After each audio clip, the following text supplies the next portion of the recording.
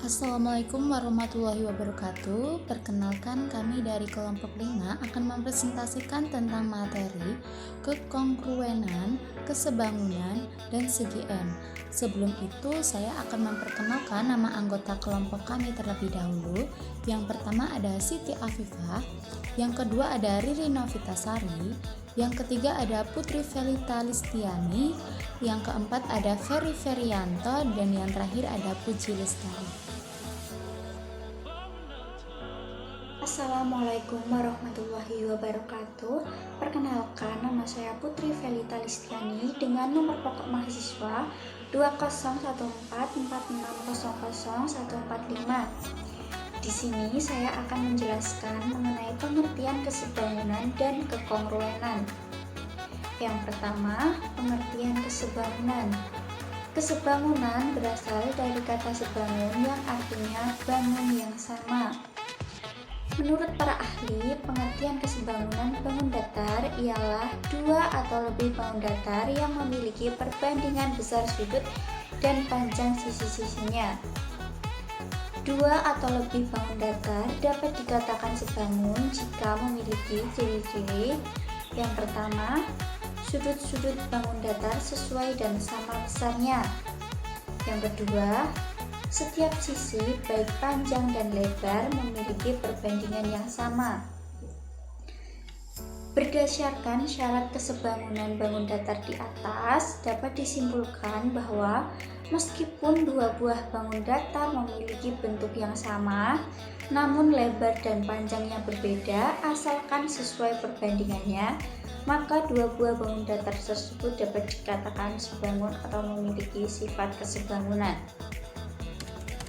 Yang kedua, pengertian kekongruenan merupakan hubungan dua buah bangun datar atau lebih yang sudut-sudut bersesuaiannya dan panjang sisi-sisi sudut yang bersesuaian memiliki besar dan panjang yang sama. Dengan kata lain, jika dua buah bangun datar dikatakan kongruen, maka dua buah bangun datar tersebut memiliki bentuk dan ukuran yang sama. Penerapan kesebangunan dalam kehidupan sehari-hari diantaranya adalah untuk penentuan jarak atau tinggi secara tidak langsung. Benda dapat dikatakan sebangun jika sudut-sudut yang bersesuaian besarnya sama dan sisi-sisi yang bersesuaian memiliki perbandingan yang sama. Konsep dan sifat-sifat kesebangunan dapat digunakan untuk menyelesaikan masalah-masalah atau soal cerita yang berkaitan dengan kesebangunan. Salah satu konsep matematika yang sangat penting untuk dipelajari adalah kekongruenan dan kesebangunan. Aplikasi kedua konsep ini sangat berpengaruh pada kehidupan sehari-hari. Di antaranya adalah pembuatan denah, pembuatan miniatur suatu objek, perhitungan tinggi suatu bangunan, dan lain. Baik, perkenalkan, nama saya Siti Afifah, NPM 214460123. Di sini saya akan menjelaskan tentang pengertian luas segi N.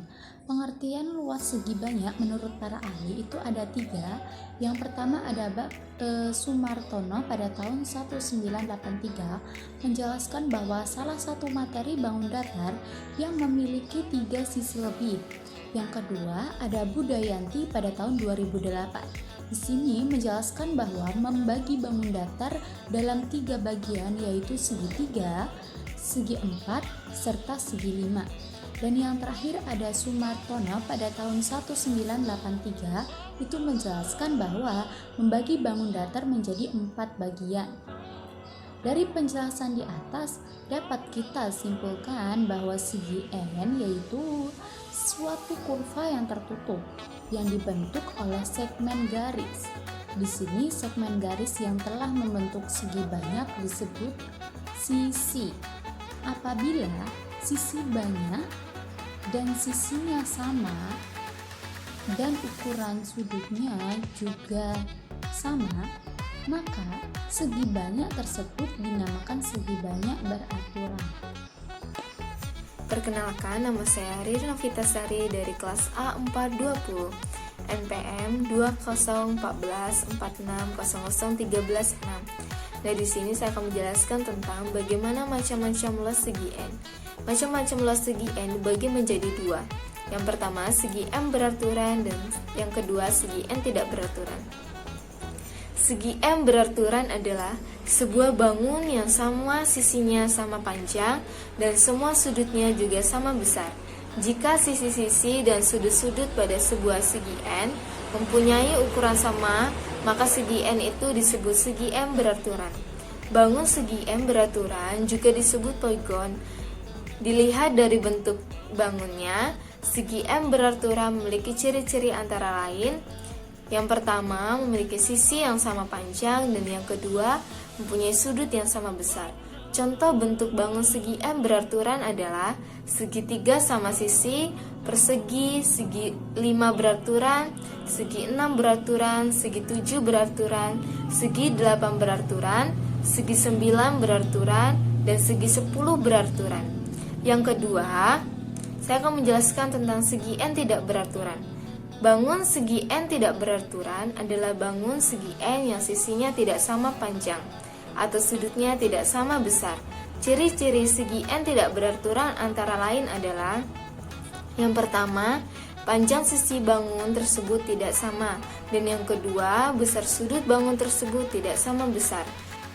Contoh bangun segi N tidak beraturan antara lain adalah segitiga sama kaki, segitiga sembarang, segitiga siku-siku, persegi panjang, belah ketupat, jajar genjang, layang-layang, dan trapesium. Berikut penjelasan tentang bagaimana macam-macam luas segi N. Terima kasih. Kemudian yang terakhir, menentukan luas segi N. Yang pertama, segi N beraturan. Segi N beraturan pada umumnya terbagi menjadi beberapa jenis seperti segitiga, segi 4, segi 5, segi 6, dan sebagainya. Maka segi N beraturan ini memiliki rumus yang berbeda-beda. Bangun datar segi N beraturan pada umumnya berasal dari lingkaran yang dibagi menjadi beberapa bagian yang besarnya sama sehingga bentuknya menyerupai segitiga sama kaki ataupun segi 6 beraturan.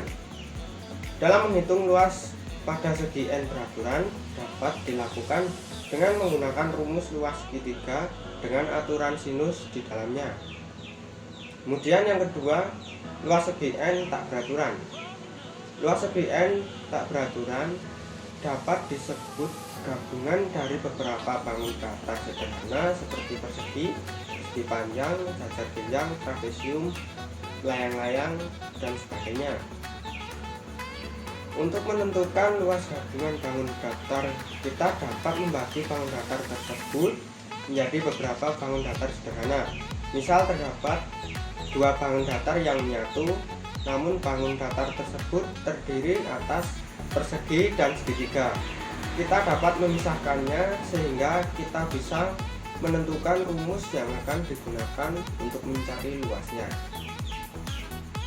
Sekian presentasi dari kelompok kami, kurang lebihnya mohon maaf. Wassalamualaikum warahmatullahi wabarakatuh.